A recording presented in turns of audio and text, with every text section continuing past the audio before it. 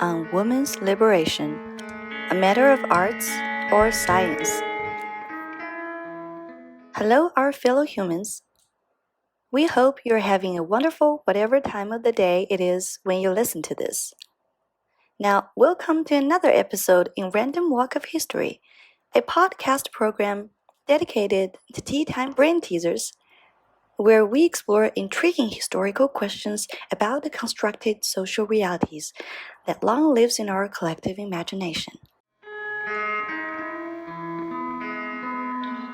In today's episode, we will dive into one radical social movement that has often been neglected by mainstream media, but has truly revolutionized our society's perspective on gender equality, mainly by challenging some of the fundamental ideas and principles of social sciences. The name of this movement is Jineolojî, a word from the Kurdish vocab jin, which means woman, but simultaneously has its root in jaya, or the meaning of life. Now, before we go any further, let's first take a random walk around this word, feminism. What can you think of? What voices do you recall? What's the first image that comes to your mind? Well, if you search the word feminism on Google Images, this is what you'll get. And now it is time for this evening's demonstration. A bunch of girls looking fiercely determined, fighting fists of different colors rising to the sky. Rainbow wallpapers featuring the United Girl Power. And, of course, you will also find loads of vintage photos documenting the so-called legendary moments of brave young women taking the street to claim their political rights.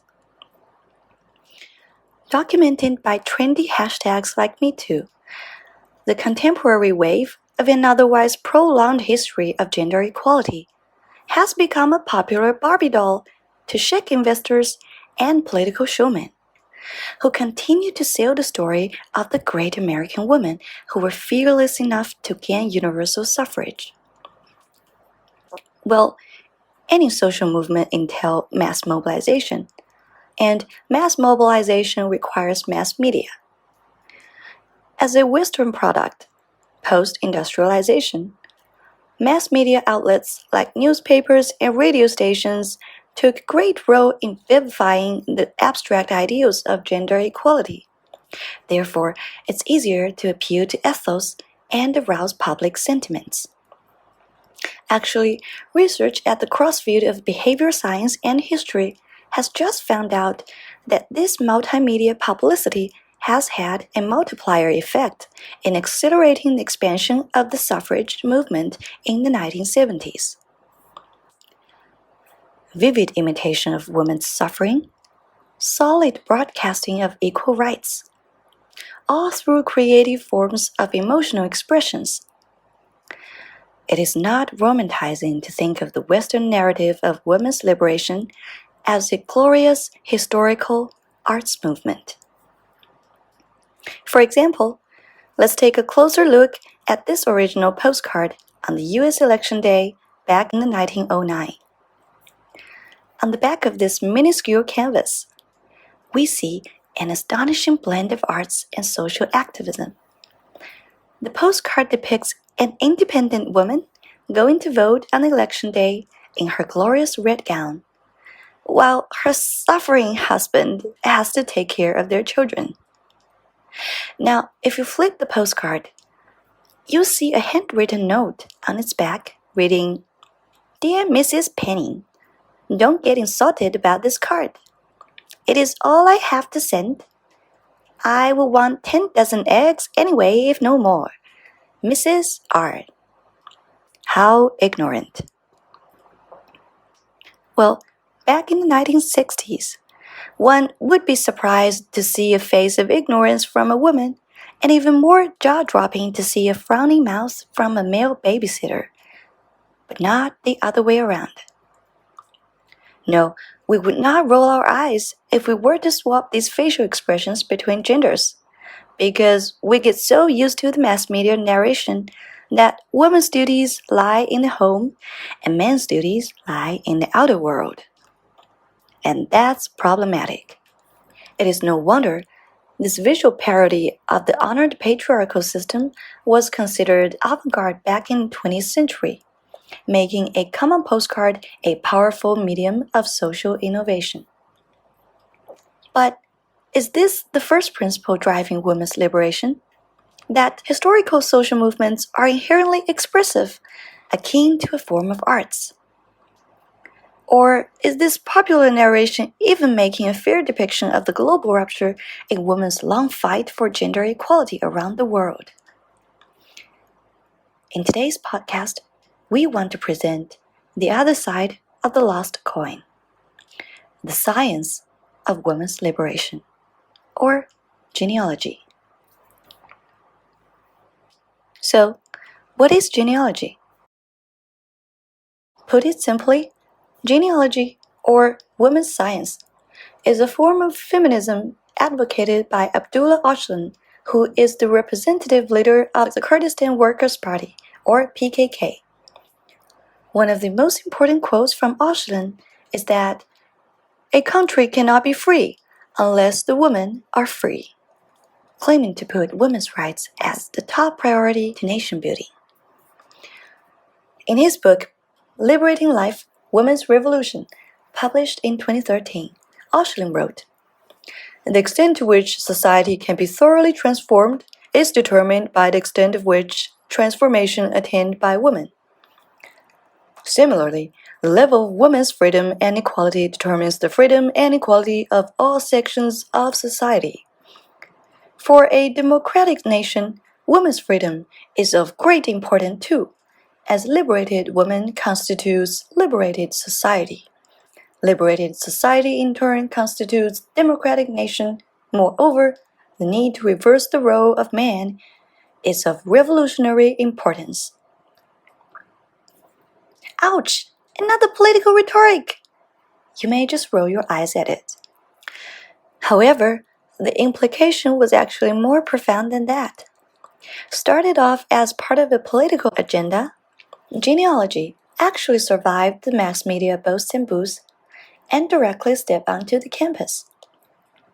By 2016, genealogy as a formal discipline was officially lectured at Congrea Stars Women's Academy, with a student body ranging from college-educated young adults to illiterate elderly.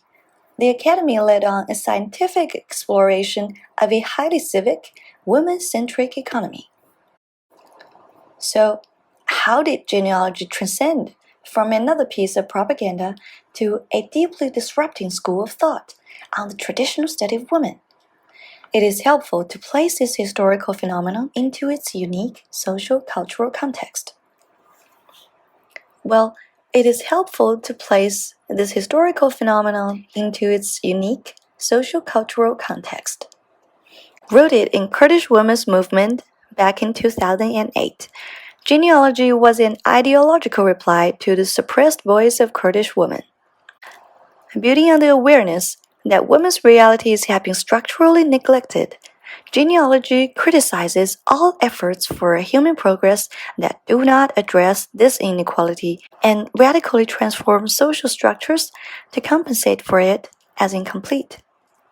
For example, Western practices of capitalism sucking on white supremacy. Therefore, genealogy called for a radical change in the narratives that underlie the current understandings of many topics like ethics, economics, demography, ecology, and politics, which are firmly held by Western scholars and historians.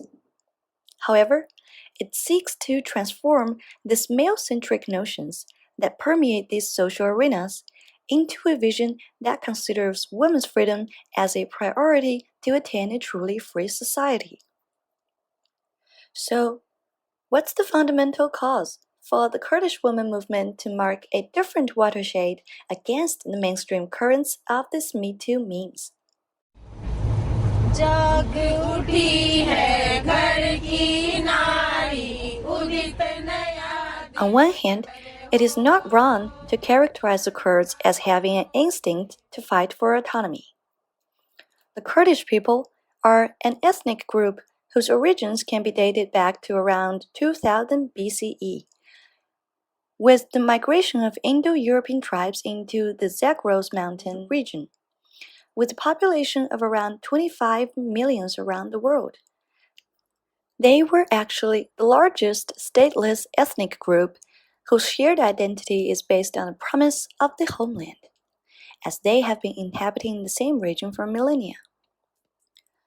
And the dream of an autonomous sovereign state under the rule of legitimate Kurdish authority. So this yearned territory, under the name of Kurdistan, actually extends for more than 191,600 square kilometers in the intersection between the current Iran, Iraq, Syria, and Turkey. The spirit to fight for the autonomous ruling of this land has characterized this group's history. And while all the people in this fight are united under the Kurdish identity, different streams of thoughts and action have been formed according to the specific socio-political context they faced. Ultimately, genealogy emerged at the beginning of the 20th century as one of the 5 main pillars of the PKK, or the Kurdistan Workers' Party, which mobilized military forces to protect the autonomy of Kurdistan's southwestern region, Rojava, in northern Syria. The leader of this movement, Abdullah Öcalan, has placed female empowerment at the center of the fight since its beginnings. This initiative eventually led to the foundation of the Women's Army in 1993, which played a crucial role in defense against ISIS during the Syrian civil war in 2011.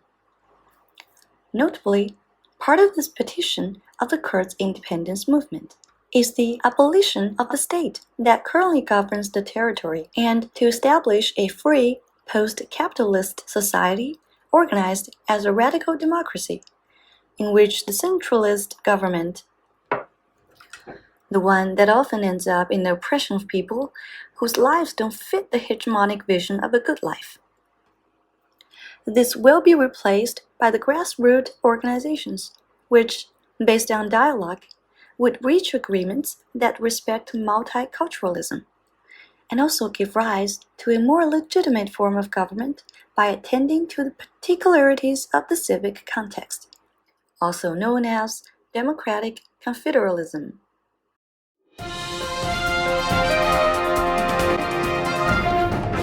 Kurdistan women are born fighters. The overloaded press coverage by reputable news outlets like CNN have actually biased the way historians could have otherwise looked at the Kurds' women liberation in a fuller scope. By featuring sensational stories of Kurdish women always holding weapons, these popular narratives only gave a shallow interpretation of women's equality as being the same as men. You see, the international media still regards Rojava from perspectives that are dominated by Eurocentric and Orientalist views of the Kurds, especially Kurdish female fighters. Hossein Aziz, an immigrated Kurd scholar currently holding a PhD in politics and international relations in Newcastle, Australia, has deep concerns against the popular global narrative of women's path to freedom. Aziz believed that too little public attention had been directed towards the ideology that actually had driven those female fighters forward. It is, however, the ideology behind women's liberation, known as Jineolojî, that has been fueling the radical democratic revolution in Kurdistan.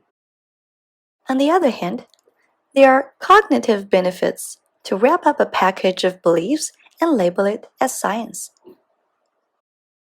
Recall the common beliefs on the back of a postcard, which has been prevalent in 20th century United States, that women are naturally home carers.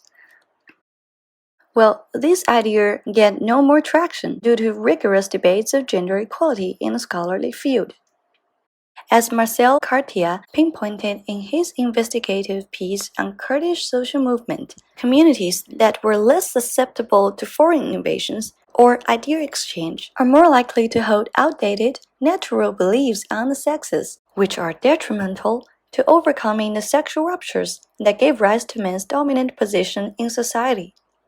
So, categorizing issues of gender equality as a matter of science really helps to build a cognitive habit to think based on empirical evidence rather than communal gossips, and therefore pay due respect to the historical heroines who have been resisting patriarchy for decades. This demystifying effect of science has wide implications to free women from their own silencing. When we talk about historical silences, we often appeal to this dichotomy of oppressor and the oppressed. However, social minorities are often oppressors of their own suppression due to self-glorified virtue of the second sex, such as obedience and submission. So it is really this new ideology to think through science that has left the veil of virtue for Kurdish housewives, therefore able to communicate straightly to their minds and souls. In other words, we believe that genealogy is not a mere rebranding of political cliché, but a real intellectual breakthrough that has pushed feminism from occupying a corner of collective thought classified as primitive to a self-proclaimed field of valid and valuable knowledge that gains its power from the radical, however accurate critique to a system that glorifies science and through this critique sets the stage for a society in which women and women's perspective of the world are regarded as not only worthy of study but as crucial for humanity's flourishment. With these discussions on the importance of science of women as a revolutionary ideology striking regional impact, we are ready to evaluate the global implications of genealogy.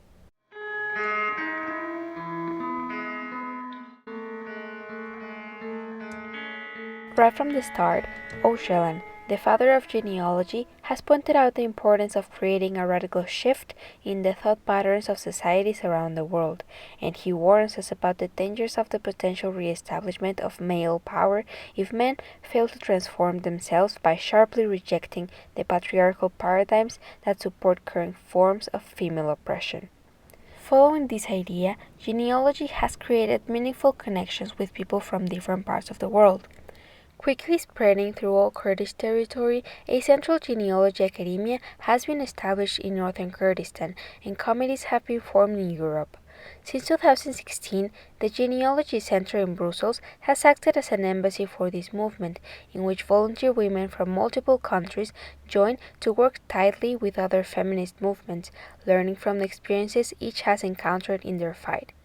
Ties have also been established with other radical movements in parts of the world like Latin America, as it is the case of the Zapatista Army of National Liberation in Mexico, and the Landless Workers Movement in Brazil, with which genealogy shares an anti-capitalist perspective and is linked to a specific ethnicity within the country.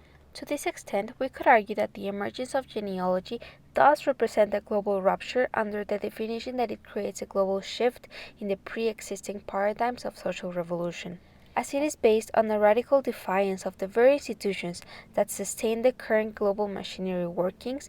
The spread of genealogy's ideas will bring about a significant change in the nature of social movements. This includes their petitions, their cosmovisions, their modes of organization and fighting.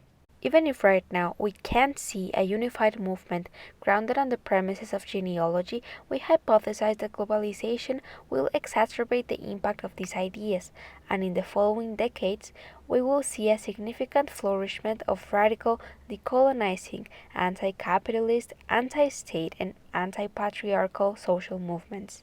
However, we acknowledge the difference in scale between the genealogy movement and the historical women's suffrage movement. The latter has made overt mobilization of tens of millions of Americans and formalized female voting rights into constitutional amendments, thereby legally guaranteeing women's political rights.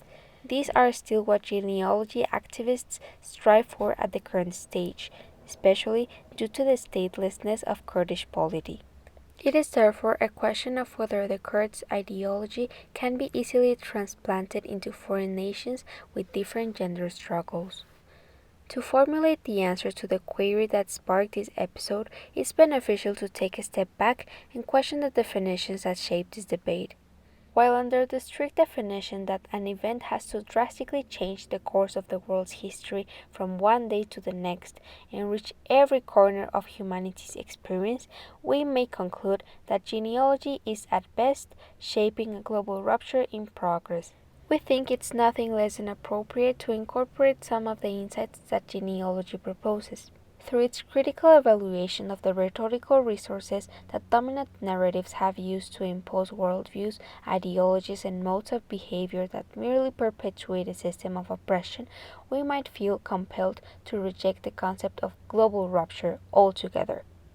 We should pay attention to how history is written, and question whose record will be examined when determining that the emergence of genealogy is a global rupture or not. While white educated males' diaries will not bother to notice this new science, for the Kurdish women learning about a world in which they and their daughters have a right to exist, probably the label global rupture would fall short. Perhaps it would be more appropriate to contemplate the emergence of genealogy as an achievement in and of itself, for its existence is a demonstration of the creative capacity of the subjects that fight for a place for their own theory in the world's history and present. Incorporating it into their political practices, genealogy is an acknowledgement of women's capacity to organize, produce knowledge, power a movement, and harvest communities. At the core of genealogy lies the audacity to disagree with the system of knowledge, both descriptive and prescriptive, that is used by capitalism, patriarchy, and the state to silence those identities, forms of living, and corporalities that do not serve a cruel and unfair machinery.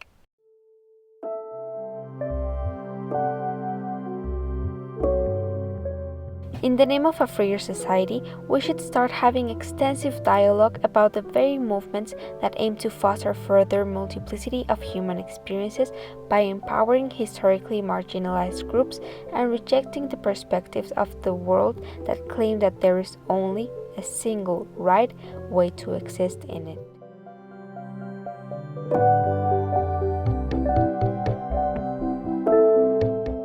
We hope you have enjoyed this piece of space-time exploring reality with us. Thank you for existing and being here. Stay mindful, rebel, and humane.